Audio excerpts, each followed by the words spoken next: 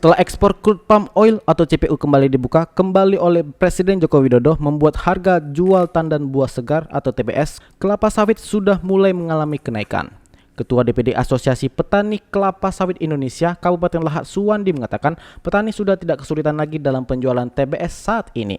Dikatakan Suwandi, harga TBS yang saat ini memang sudah mengalami kenaikan namun belum mencapai harga normal yang sebelumnya harga 3.500 per kilogram. Sementara itu, Dedi, petani sawit berharap harga TBS bisa naik lagi dari harga saat ini.